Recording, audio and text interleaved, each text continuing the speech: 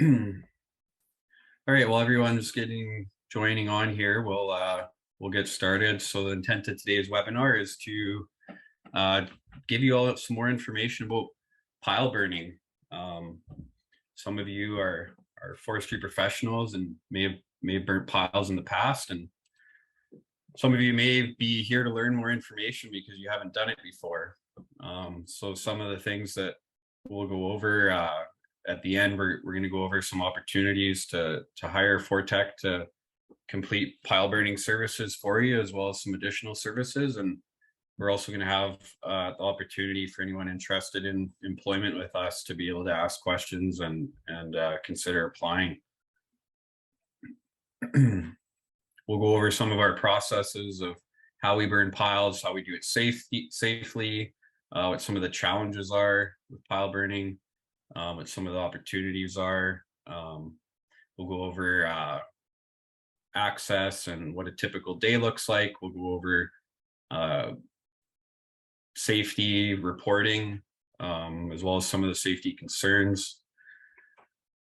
We'll go over data capture and submission process, as well as a few other things. So without further ado, we'll get started here. And if you have any questions at any time, you can feel free to type in the chat. Riley, if you can let me know if there's any questions I need to respond to in the chat, that'd be great. Okay, so welcome to the brush pile burning webinar. My name's Brandon Soraka. I'm the host for today's webinar. I founded Forteck in 2016. I'm a forestry technician in Alberta. If you are part of the College of AFNP, Alberta Association of Forest Management Professionals, you can use this for continuing competency time.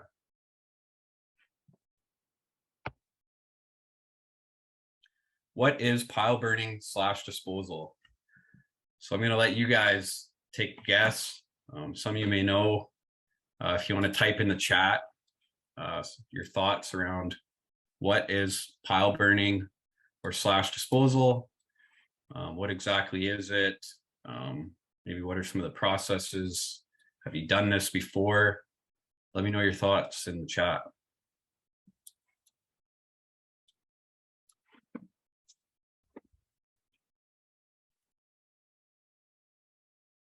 Works to abate fire hazard risks. Yes, that is definitely one.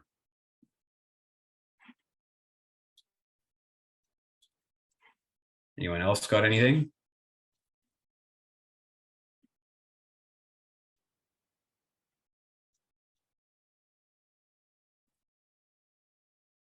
So yeah, there's a lot of reasons that we do pile burning. Next slide, I'm going to go over some of those reasons.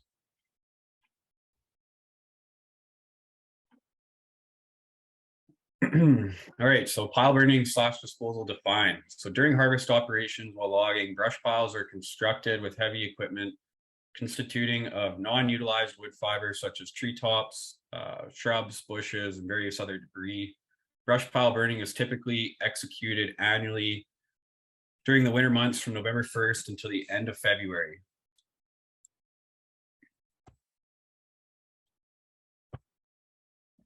So why it's important. This is some of the reasons, although there's many reasons.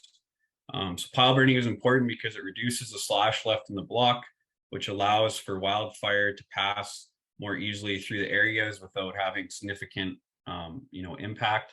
So if you were to leave all that slash and a wildfire were to come through, it could really help the wildfire pick up speed and cause negative impact due to excessive slash being left. So when we burn piles, we dispose of that slash, which reduces the risk for more intensive wildfire. Promotes healthy soil and allows for better tree aging or tree growth in those areas. So yeah, once you burn the piles, you can then plant those areas.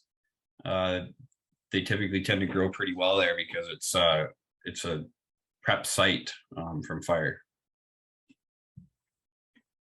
If anyone has any additional thoughts as to why pile burning is important, feel free to message it in the chat. One thing, I guess, additionally would be pile burning can reduce slash across the block. So that's important for tree planters when they're moving through the blocks. It's important for wildlife moving through the area. If you have a whole bunch of crisscross leftover slash, it may be hard for animals to move through as well as people.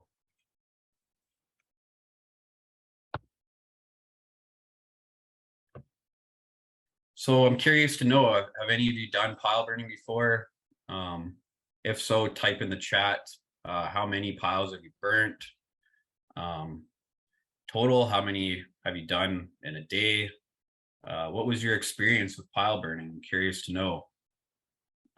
What sort of weather conditions were you working in? Was it deep snow? Was it not enough snow? Like what sort of experiences have you had in the past? Does anyone have any thoughts on their past experiences with pile burning? Feel free to type in the chat, letting us know your past experiences.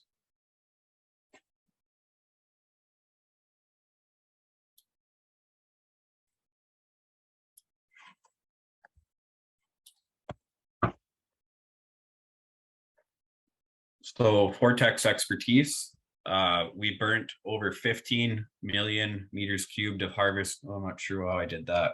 Drew on the screen somehow. So yeah, Forteck's burnt over 15 million meters cubed of harvested area since our company started in 2016. Personally, I've burnt over 30,000 piles myself. I started burning brush piles on weekends in high school, and been burning and managing burning projects ever since on an annual basis.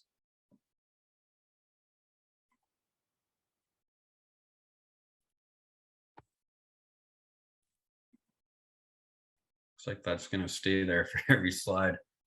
You can clear it out by going under view options at the top, hitting annotate. It should open it up, and you can just hit the trash can that says clear. It should get rid of everything. Thanks for that, Steve. Appreciate that. So production, so our minimum targets for our crews for Alberta production burning is, I guess our minimum feasibility is sort of 100 piles per day. If you start getting less than that, it's not super financially makes sense on production jobs. And our target for our staff is typically 150 to 200 piles per day. Most often our staff come in between 100 to 200 piles per day. So that's sort of the range. Some of our guys can consistently push 200, 250 piles in a day. Fast, efficient workers that are experienced with it and good on ATVs and snowmobiles can get around good. And production a lot of times comes down to a lot of factors such as access, block size, burning conditions. Some of the things to think about there is if you have a bunch of small blocks and you have to drive a snowmobile 20 kilometers between them, it may take you a lot longer to get your 100 piles or 100 plus piles than if you have one block with 500 piles in it. Maybe you can go get 200 piles that day in that one big block that's near the road or something like that. So production definitely varies on a area by area and a project by project basis due to block size, travel time, weather conditions. One thing that can definitely slow down production is having too deep of snow or frost, heavy frost blowing in on the piles. If it's too cold, you can have issues with your equipment, things like that. My personal best for a number of piles is 430 piles in one day. I do know a couple people that have beat that, but it is a pretty high number in the pile burning daily number count, I guess.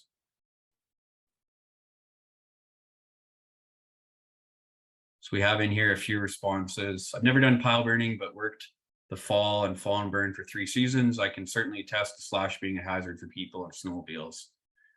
Thanks for that, Michael. Yeah, we actually have hired quite a few guys that have done fall and burn, they typically understand how to travel out to the woods and be productive. A lot of fall and burn can be production based pay, from my experience, and anyone with fire experience, starting fires, typically we like to hire those kind of guys because they understand safe burning conditions. They understand how to light a pile and get it to actually burn. How to, if you were doing fall and burn, you would know how to stack the pile as well, so you would understand like the best spots to light them to get the best success for percentage and burn of your piles.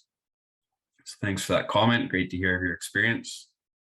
We have another one here that says, I have burnt looks like 15,000 brush piles, used sleds as it was deep snow. So yeah, cool, that's a lot.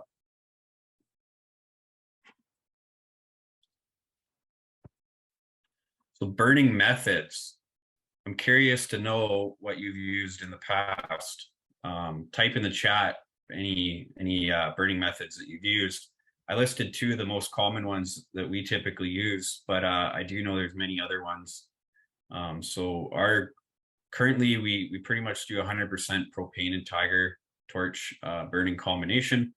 We find it to be relatively safe, and it's not too hard to get fuel and store fuel, because you go to the gas station or wherever and get your tanks filled and just make sure that they're strapped down properly and labeled properly and everything, and you're not dealing with a bunch of different fuel. So yeah, and then drip torch is another commonly used one.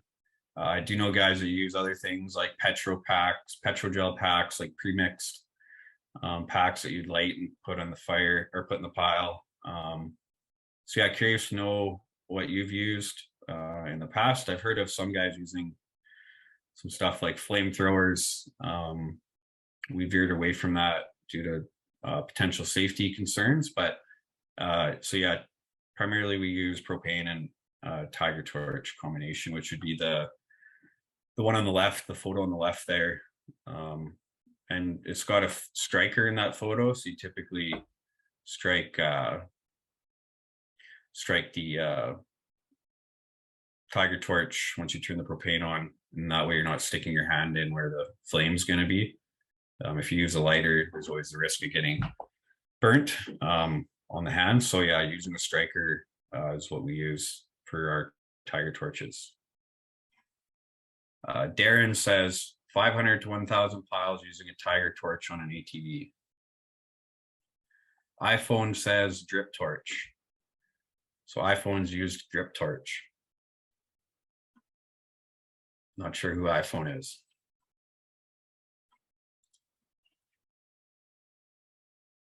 Ederados use drip torch. We got another one here. Jarrett, I have 3 years burning as well, with 2 years in a burn boss position in NWO. Drip torch is main means of ignition, but we use tree boxes from tree plants as they help when they're wax coated. I can definitely attest to lighting the tree boxes. Every time you find tree boxes in your pile, it's usually a benefit to get the pile going for sure. An iPhone is Benjamin, for everyone to know. All right, on to the next slide. So lighting the pile. It's really important that you light the pile in the right spot. You want to make sure that the pile is going to go, and if you're working on production or in general, when you're working out there, you want to be getting production. So making sure that, you know, you pick the best place to be time efficient. If you go and spend a bunch of time trying to light it in the wrong spot, it's going to be hard for you to get over that 100 piles a day benchmark that we have. So yeah, making sure that you understand how fire burns and how it works. So typically you're going to need some compact, fine material, and it's got to have something that it can burn up into. So if you take a look over on the left here, where there's these big logs, if you were to light something right there, and the wind was and there was no wind and it would burn straight up, there's nothing above it for it to burn into. If you were to go, say, over down in here, and say you found some good finds right down low there, or on the other side where it was lit, then if you were to light in that area, it can burn straight up into the pile. The other thing to look at using is wind to your advantage. So if you had, say if this was looking north, you had a west wind, west headed blowing east, then maybe you would light it in on this area right here. If you guys can see my cursor, so it'll burn. The wind will push it into the pile and up. So definitely understanding how to utilize wind to increase your success with your pile burning is huge. So yeah, look for a place that it can burn upwards into more compact material. Once you find your desired spot, you're going to light your torch, stick your torch in there, and hold it at the desired location until the fire catches the compact material and appears to take off on its own. One thing to note is just not to climb up on the pile. Typically in all of our clients and including our safety plan, you're not to climb on the pile. There's a risk of getting stuck in the logs, or the risk of falling off the pile. So that's a safety concern to note. Brandon, one Yeah. thing I found too, when you're lighting them, sometimes it's good to get a little bit more heat in. Like once it's burning, it looks like it's going to go, but as soon as you take the torch away, all of a sudden it'll burn for a little bit and then it just kind of dies out. I found if you just take that extra 5 seconds or so and get a little more heat into it, and it tends to take off a little bit better too. Yeah, for sure. Trevor, you want to just introduce yourself? Trevor's, you can go ahead and introduce yourself. He works with us. Name is Trevor Lorenz, fleet manager, quality control for the burns, and just general delivery guy, keeping everything organized around there, and just joined in. Yeah, so if you're working for us and you have some equipment concerns, or you got to get some equipment replaced, anything like that, Trevor's the guy that'll show up and swap out your ATV, or make sure that you're well equipped for completing the job. He maintains all of our ATVs, snowmobiles, makes sure they're maintained on a regular basis, keeps track of where everything is at all times in the organization, and he's been our go-to guy for ensuring quality on projects the last couple of years for burning as well.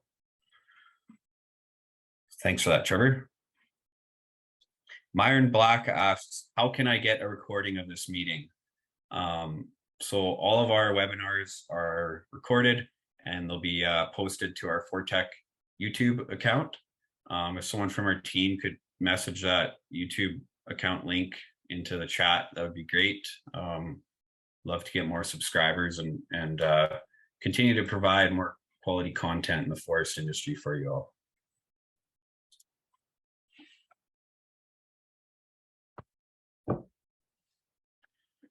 So quality burn versus quantity burn.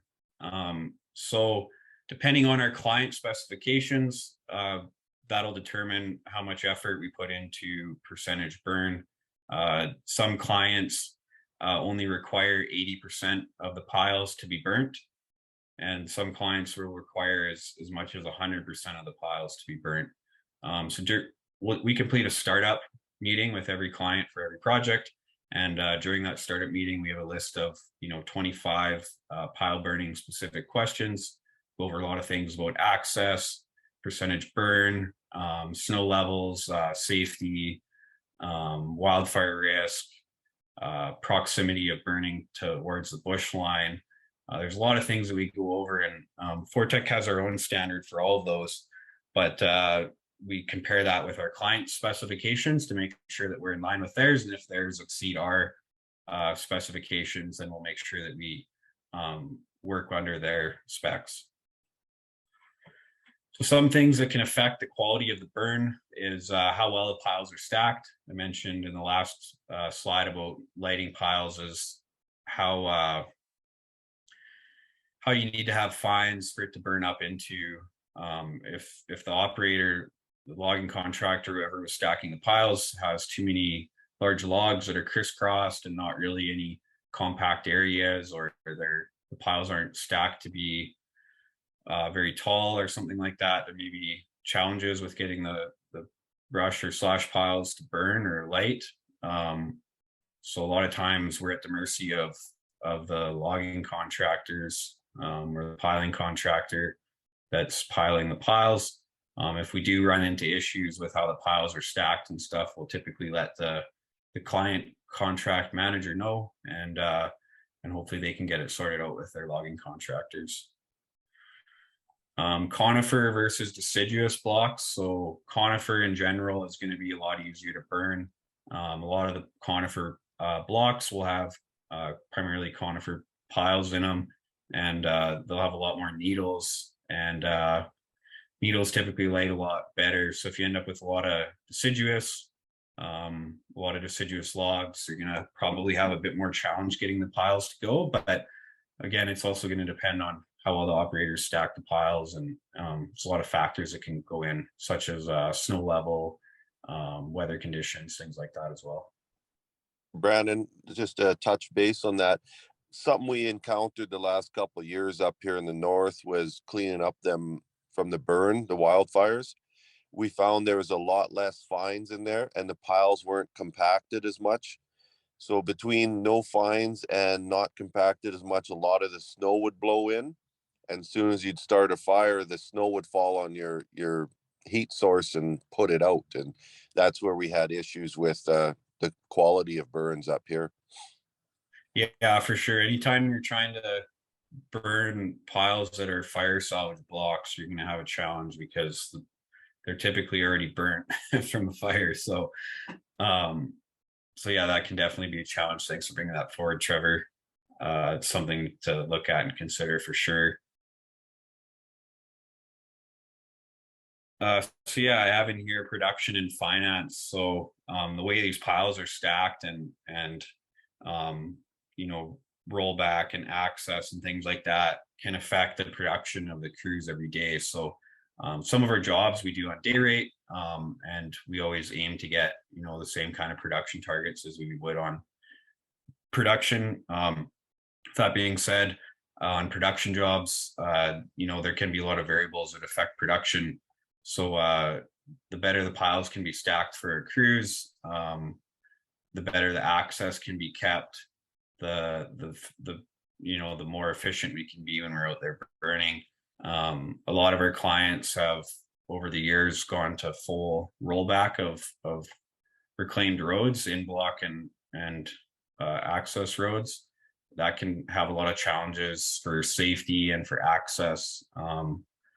So that if you're trying to go through rollback, you're going to be having stumps and rocks and dirt piles and everything that you got to try to navigate through. It could be a challenge. One thing that's helped with that is a lot of clients or forest companies have gone to leaving ATV trails. So if the ATV trails get done properly, that can really help us get into the block. So basically they would roll back the road and then leave like a trail for the ATVs or snowmobile to get in between and get to the blocks and get to the piles.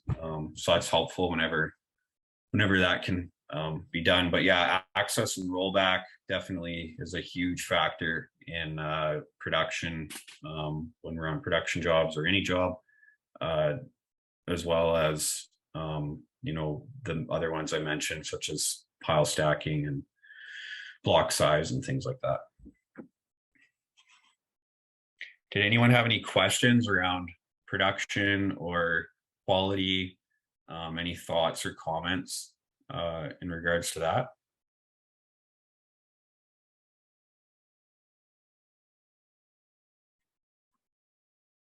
I'll go on to the next slide. So safety, pile burning is probably one of the more risk adverse jobs that there are in the forest industry, in my opinion. I've done a lot of different forestry contracting service jobs, and I'd have to say that pile burning has a lot of risks. Some of the things that you're going to deal with when you're pile burning be like this photo. That was me actually. So this photo was taken early season. You can tell the ground doesn't really look frozen. So we got started in early November. Ground's not frozen. It's easy to get stuck all over in the block, and there's it's muddy underneath. Could be some water standing still in the blocks. And so yeah, on a quad that time of year, you end up breaking through quite a bit, potentially getting stuck quite a bit. So that can have its own safety concerns. It's probably not enough snow to use a snowmobile yet, so typically would stick to a quad. You can tell in this photo that that ATV is stuck and there's a pile burning. It actually looks a lot closer in the photo than it is, but you know, this was a near miss incident that I had myself, where parked, you know, not far enough away from a pile, or at the edge of, you know, where the safe zone is, and lit the pile, walked back, and ended up getting stuck. So in this case, I was hooking up my I hooked up my winch, and I was able to winch out and continue on safely. One thing here that, you know, is a concern is as well is that it's 100% rollback in this block, so there was no ATV trail. So if we have an ATV trail that we can park on and safely walk over to the pile and then come back and be able to take off because we're not stuck in rollback, that definitely helps for safety concerns. So what else do I got on here? So yeah, rollback, ATV and snowmobile. So this is a good example of not parking too close to the pile. So like I said, in this case, is probably a bit too close. So yeah, making sure that you're out of fire's harm when you park your ATV, so that you don't end up in a situation where you're stuck next to a burning pile, because that's a very serious potential safety incident.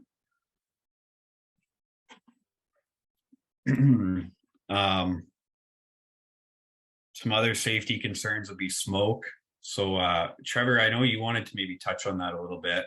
Did you want to touch on working around smoke and how to work safely and not smoke yourself out and stuff like that? Well, when we go out, we always have maps, and you can kind of, once you're on location, you can see what way the wind is blowing after your first pile.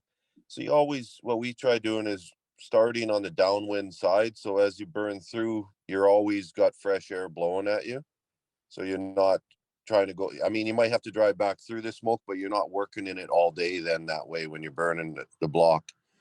Something else I want to touch about safety, Brandon, I never heard mentioned was when we're burning, we've gone to propane now. So we always have a torch, but you have to be mindful that the end of that torch is going to be hot. You bring it back to your quad or skidoo, you got to be careful not to touch the seat or any plastics. Lots of times you just drag it in the snow and it cools off, not to a dangerous temperature or anything. And I know previously a lot of people used diesel, gas, some kind of flammable mixture. You have to be careful not to get that spilt on yourself or on your machine or around where you don't know where it is, in case it lights too. Yeah, for sure. A few of the other concerns for safety that I have with pile burning are obviously the risk of wildfire. So at our startup meetings with the client, we'll always discuss, you know, what's the threshold for working for you for snow depth, for wind speed, and that'll typically be communicated on a project by project, area by area, client basis. We do have our own base requirements for that as well. But yeah, so making sure that you have sufficient snow depth, not too much wind, that you're far enough from any risk of burning into the surrounding timber. So that's always a concern, is wildfire. Burns. So I mentioned using a striker with our propane tanks or propane tiger torches. So if you're using a striker, that reduces the risk of, you know, potentially burning your hand. If you end up using a lighter, there's we don't recommend that or use them. We use strikers because if you use a lighter, like a little hand lighter, and you're putting it in front of a blowing propane. It's a good way to burn a hand. As well, you know, in general, you got to be worried about burns when you're pile burning. That comes back to, you know, not climbing on the pile, not getting in with the flame too much, things like that. So weather is always a concern. Weather and driving is a huge concern. With pile burning, you're going to be traveling many kilometers every single day in pickup and ATV or snowmobile. It's probably one of the jobs I would say you travel the most, because you go through blocks quite quickly and you're consistently going from block to block to block and area to area. So quite often you're never driving the same road for more than 1 to 3 days. And you're going to have to be mindful that you're driving on unknown roads in winter conditions, and there could be hills and ice and a lot of different concerns with weather and driving, as well as making sure that you're prepared for the weather. You're working in the winter in Alberta, and a lot of times it can be super cold. We have safety guidelines of what we allow our employees to work within and what is too cold. But just keeping in mind that weather conditions can change out there quite quickly in the winter. So making sure you have that extra coat, that you're prepared, that if you get wet, you can change your clothes and make it out safely. There is mention of tracks in the chat, Brandon. I do think it would be beneficial, but for the cost of them, and we have 5 to 10 guys on machines all the time. So once the snow is that deep, we were utilizing snowmobiles ourselves. And in the early fall, the tracks would be good for not breaking through, but if you do get stuck, they don't float. Whereas with the tires, they do. And I don't know if you want to touch base on that. What's your thoughts towards that, Brandon? Yeah, I don't have much experience with tracked quads for pile burning, so I probably won't touch on it too much. But I do know some people that use that and prefer it. I think it's an option. But yeah, for us, we typically just use regular Honda quads, primarily 420s, and then Tundra 550s or the newer 600s. Yeah, I think the biggest thing there is there's more possibility of throwing a track when you're in the rollback and stuff. Whereas a tire, the worst case scenario is usually just a flat tire and you can drive out on a flat. Whereas if you throw a track, you're not driving that machine out, is what my experience is. Now, if you're very well experienced with them, by all means, I do think they would be better. It's just we don't have any machines with tracks on. We use either skidoos or the quads with tires. Yeah. Okay, thanks for that, Trevor.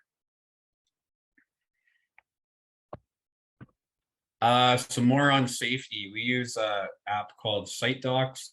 The nice thing about this is it's an app that you download on your work or personal device, and every one of our employees gets an account. They log in.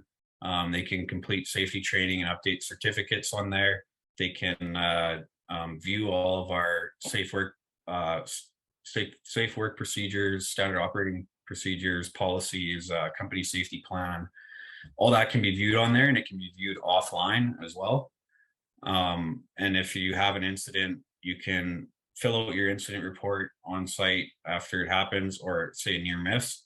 So you have a near miss, you can fill out your near miss report. You can upload photos, plot the GPS location of where it happened, and sign off on your signature that you completed the report. And then when you come back into cell service, if you're working out of service, then it'll auto upload to our database. We'll get alerted of it.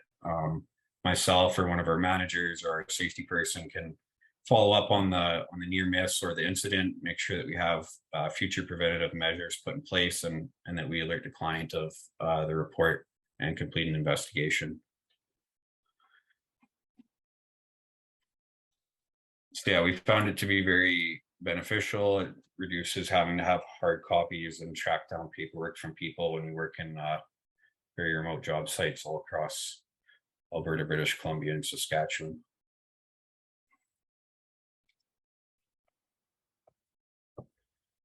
Pros and cons of Avenza and Collector in the forest industry.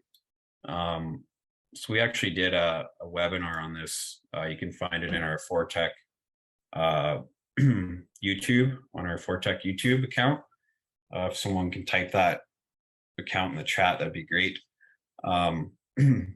So yeah, primarily the two types of GPS collection that we use for pile burning and for a lot of our services are going to be primarily we use ARC Collector or field maps, one of the two. And the benefits of Collector that we found is that you can sync the map on a daily basis, and that seems to work really well when you have multiple people working on a project or area. You can see what's been done by who and when and where, and be able to finish off what they completed. If you are a supervisor out there and you're completing quality checks on your guys' work, you can drop points of the pile that they might have missed and plot photos, and all that can be accessible to our clients as well. So when they can view the link, they can see if there's any photos that wouldn't burn or piles that wouldn't burn. They can have photos of them, that sort of thing. Super beneficial. For that, we do need to have GPS files, shape files of the blocks and roads in order to set up the map. As we're Venza, some clients may already have the Venza maps completed and not have easy access to shape files for whatever reason. Then in those cases, we'll use Venza. Venza works well. It's pretty commonly used in the industry. It just doesn't have that syncing function that Collector has. So I'm curious to know if you've used any other types of data capture.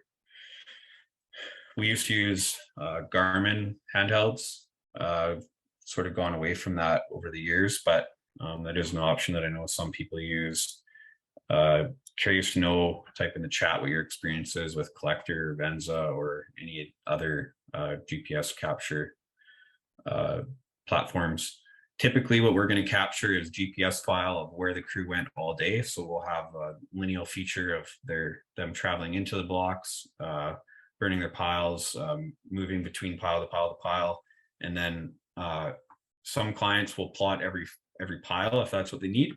Other clients will just plot the piles that we can't get to burn with a photo of them, if for whatever reason we can't get them to burn. On to the next slide. So quality control. So our Forteck standard for every project that we do in the forest industry is minimum 10% quality checks, and we usually push up to 25% depending on how qualified and trained our staff are. For pile burning, we've been implementing 100% quality control check of all burnt blocks. So this would be completed by a supervisor, third-party contractor, or a senior experienced employee. Some other opportunities we have for that is utilizing drone pilots as well. So yeah, that's our process going forward for pile burning, just to ensure that we don't end up with any quality concerns or missed piles. So we know it can have a huge concern for any silviculture or fire smart needs in the future.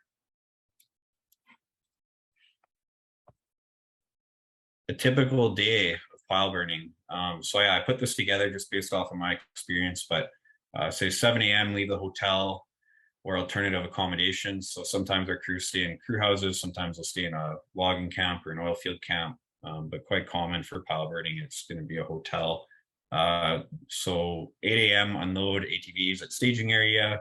It says complete tailgate safety meeting. Technically, it should be update tailgate safety meeting. You should do a basic or start the tailgate safety meeting before you leave accommodations, just to understand potential driving hazards, and then update it once you get to the block when you or to the staging site when you realize what it's going to be like from there onwards. As well, when you're unloading the ATVs, you complete your walk around of your ATVs, trailer, etc. Make sure that everything's in good working condition for the day. You check your oil, basically completing the ATV inspection and make sure that it's good to go for work for the day. 9 a.m. arrive at first block, 9:30 a.m. to 4 p.m. You're going to burn piles all day, moving from block to block to block. 4:30 p.m. arrive back at the pickup. Keep in mind, we're typically working in the winter in darker seasons, so it's really 9:30 to 4 p.m., 9:30 to 4:30, 9 to 4:30 probably is what you're going to have for daylight, depending on how far north you are. 5:30 p.m. refuel propane and equipment. 6 p.m. arrive at hotel or alternative accommodations, and then that evening you'd have your personal time and complete any additional planning or data inputs from the day. Does anyone have any questions on a typical day?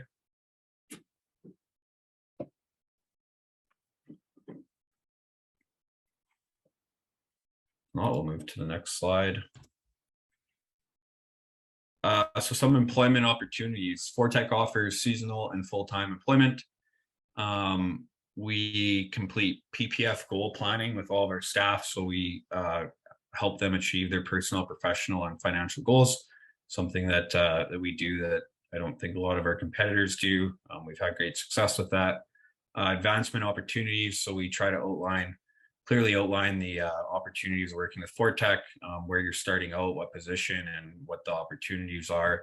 And then we have regular communication with our staff to ensure that we express or show what opportunities there are in the organization to move up or change positions. Sometimes we do internal job postings in specific locations or areas in case someone's looking to move or start working in a new service within the organization. And there's a lot of opportunity there. And training education. So we're working on building out an internal training and education program, something that'll be coming over the next 1 to 2 years. And we're very excited for that as well. We always chat with our staff regularly and give opportunities for staff to get additional training and education, whether that be taking a scaling course or a waste and residue course or a tree falling course or any sort of additional certifications that can help our staff be more trained and educated and qualified to do additional services and work.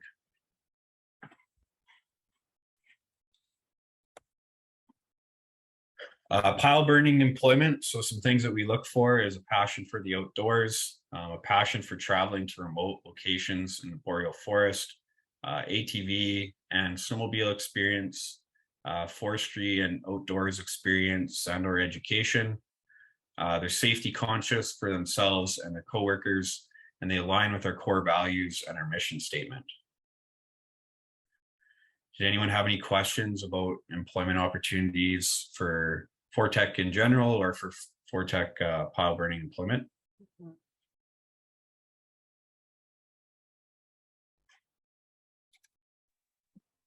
Brandon, it might be something to note too, that if they have their own vehicles and skidoos and quads, we can utilize it that way, or we do have our own company quads and skidoos and vehicles too. So if someone's looking at maybe doing it but doesn't have the equipment, we have it available to use. Yeah, for sure. Thanks for that, Trevor. So some relevant services other than pile burning.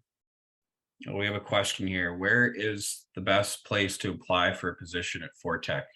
So at the end of this webinar, I'll have an email on the screen that is where you can apply, but someone wants to type it in the chat. Riley's on it. So Riley just typed in the chat, careers@forteck.ca. So if you can send your resume to there, our HR lady, Allison, will reach out to you or get back to you, and you can schedule an interview. So some relevant services that we provide, relevant to pile burning is obviously pile burning. Some additional services that we provide are scanning for hotspots. So we do this by helicopter as well as drone. We're hoping to expand our drone scanning services this year. We started doing some last year, and in general, we found pretty significant cost savings compared to utilizing helicopter. So if anyone on here is interested in learning more about that service or exploring it as an opportunity for cost savings, feel free to reach out to me, or Nicole is on here as well. And helicopter services and helicopter burning. So yeah, we can now provide helicopter services as well as burning from helicopter. So if you have any really remote access areas that you need to get some burning done in, and you looking for a company to work with that has helicopters and can complete the burning, then feel free to reach out to me. Heavy equipment work such as mounding, ripping, and road reclaiming, tree planting, and cut block layout. Those are some of the relevant services. For a full list of our services, you can check out www.forteck.ca/services. I don't know if someone wants to type that in the chat from our team, that'd be great.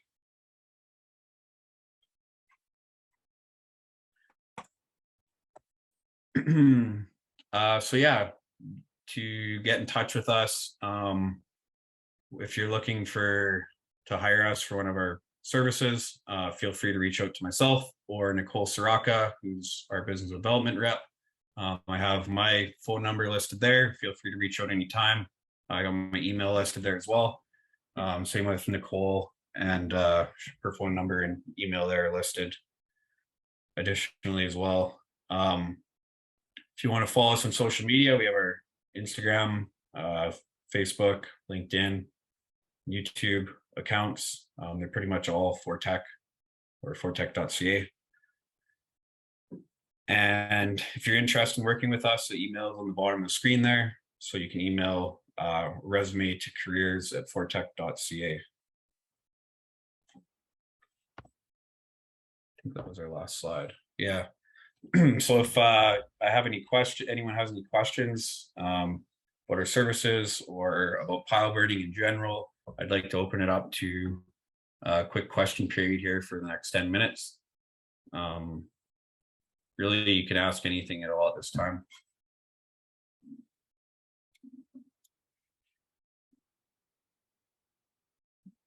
Hey, Renzo, I see your message there.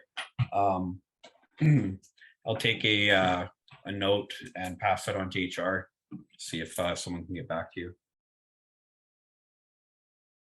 If you don't mind privately inboxing me your email. Okay, I have to send you a new message. Yes, Yeah, sure. If you want to just send me, resend that email, or just send me your email, and then I can check and see what happened there. Okay. Thank you, Brendan. I'm going to read you. No problem. Awesome. Thank you. So Michael says, does Forteck work the mountain pine beetle fall and burn? Yes, we do. We have for a few years. It depends on the year, how much volume we do or how much work we do.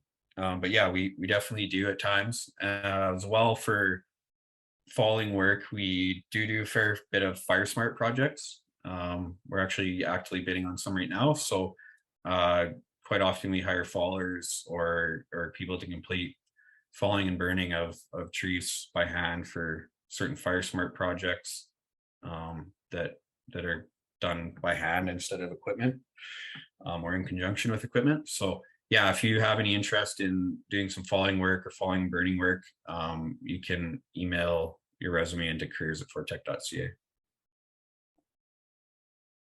Thanks for the question, Michael.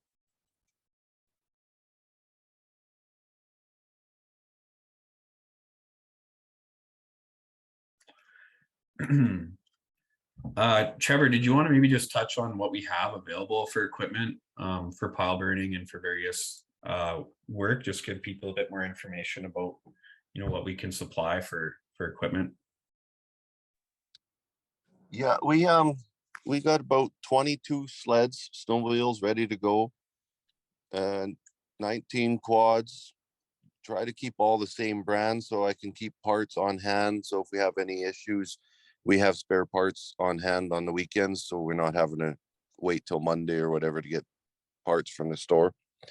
We've got 8 trailers. I think there's 4 or 5 flat decks that carry 2 or more sleds, and then we got a couple of enclosed trailers for the guys that are going out and working they can carry a little more stuff or have a place to warm the sleds up in the mornings when it is cold. Kind of sort of thing is if they're off farther away working on their own, have a little bit of equipment and stuff.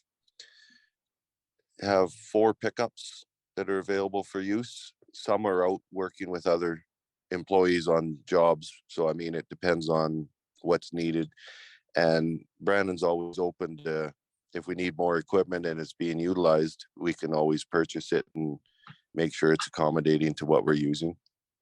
I think we have about 20 to 30 propane tanks. And same thing, we always try to send out a torch and hose along with a spare for each. Every 2 people, I make sure they have a spare hose or torch between the 2 of them. And usually a propane tank will last the whole day. Sometimes you'll start into the second one, and the sleds are rigged up to pack 2. So we try taking 2 out and always have 1 full. Make sure you, same thing, have some spare ones. If you're going back to town every day, it's not quite so big a deal. But if you're going to be out in a remote area, staying in logging camp, it'll be harder to fill. So we'll make sure to send some extra propane tanks so you're not coming back to town all the time. And same thing, we supply the strikers. I make sure everyone has a spare one on the sled when they're out. So in case it gets wet or they lose it or drop it, I've done that myself a couple times. So it's nice to have a spare one just for that. You're not all of a sudden shutting down early that day because you lost your striker and you have to go back to the truck and it's an hour drive back and then an hour back to where you're working. Well, you lose 2 hours and by then lots of times daylight is gone. Not sure what else you wanted to touch base on there, Brandon, but it covers a lot of it. Yeah, I guess maybe you could touch base a bit on our like maintenance, annual kind of maintenance, and like we're selling what, a couple machines per year and adding 2 to 4 or more per year for ATVs and snowmobiles, kind of keep maintaining the fleet. Yeah, that's a good thing to touch on. We've been set up since I started to make sure we buy 2 new quads every year. For the fact that we have 20 quads, if you replace 2 every year, the oldest one will be 10 years old still. So there's always new ones going. And same thing, they always come back to the shop. I go through them and make sure the maintenance is done on them, test drive them, make sure everything's functional. I mean, we're trying to keep same thing that I was saying, all 420 quads. So we have spare parts. I've been selling the stuff that's obsolete or not matching the rest of it. Snowmobiles, we just ordered 6 new ones this year, hoping that we can do the same with snowmobiles, is start purchasing 2 every year and selling the old ones off to either employees at a reduced rate or out to the general public to recoup financing the new ones. And same thing as trailers, as they come in, we go through them and pickups. I'd like to try keeping an updated fleet. What'll happen is they'll reduce the maintenance and the downtime for our employees. So when they're out working, they can more uptime in production. That makes sense? Yeah, makes sense for sure. Thanks for that, Trevor. We have one question in here. Are there employment opportunities for foreigners?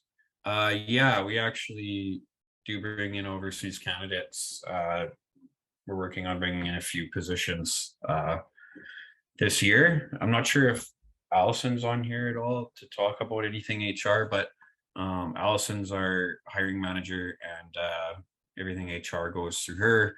So if you are in Canada or abroad, feel free to email in your resume to careers@forteck.ca and she can have a conversation with you about our foreign worker programs and our local worker programs, depending on where you're located and what you're interested in.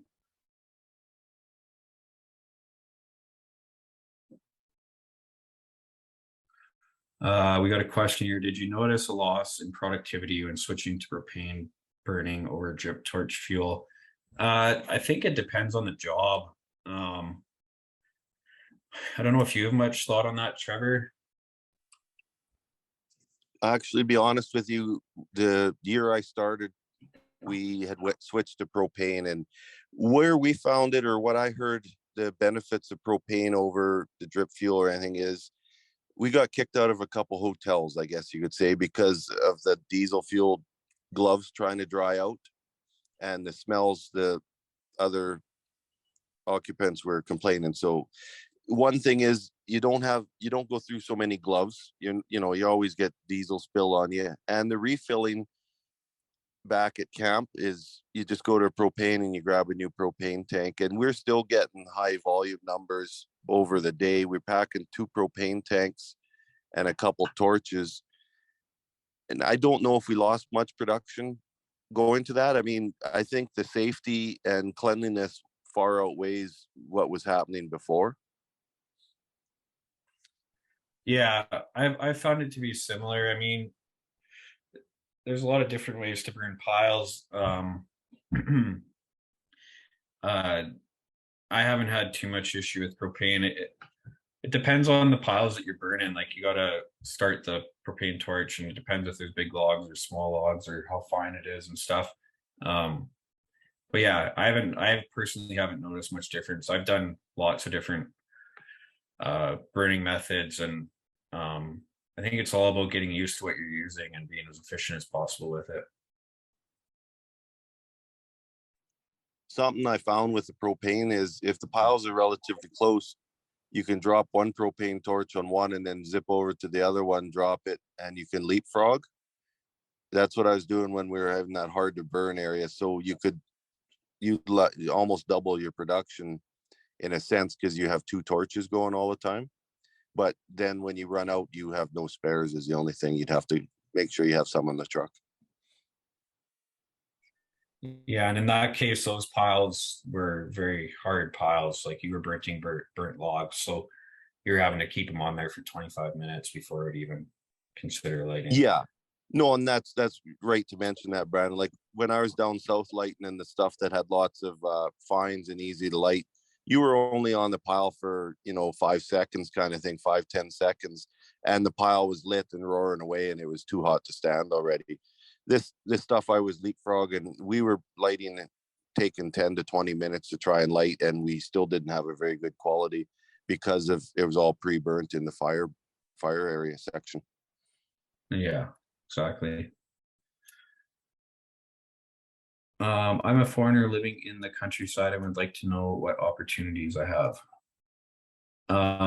Yeah, I mean, so for working with Forteck, we aim to complete all services in the forestry and environmental sector of Western Canada. So we currently operate in Alberta, British Columbia, and Saskatchewan, and we're core certified in Alberta, safe certified in BC and Saskatchewan. And we complete, for a list of all of our services, they're on our website, forteck.ca/services.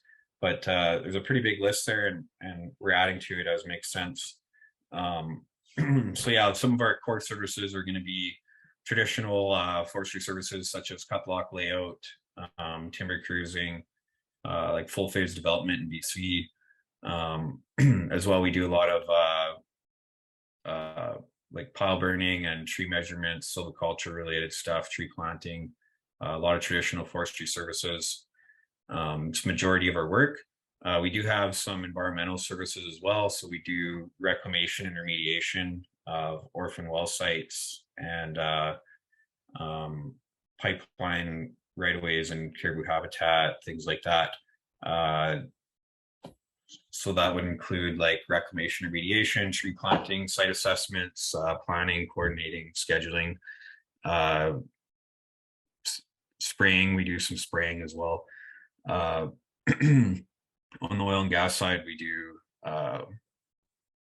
we also do the plant or the site prescriptions. So we'll come in and make the prescriptions and plans for the reclamation, look after the recontouring and all that. We also provide helicopter services and drone services and a few things like that. So yeah, a lot of opportunity. Some of the feedback we get from a lot of our staff is that they have an opportunity to get a variety of work experience.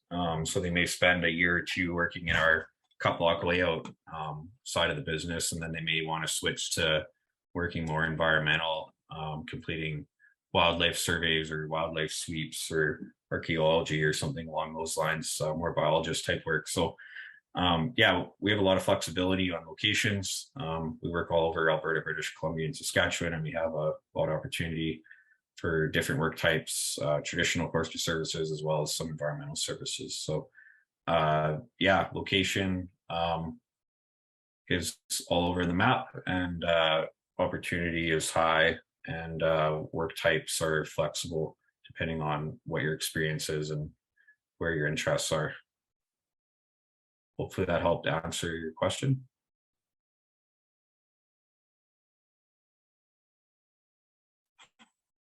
All right, well, it's 4 o'clock here, so we're just going over the hour. I'd like to thank everyone for attending our webinar today, and we plan to complete these monthly. We'll have a different service topic every month, so keep your eye open for the emails coming in, and feel free to sign up on our website.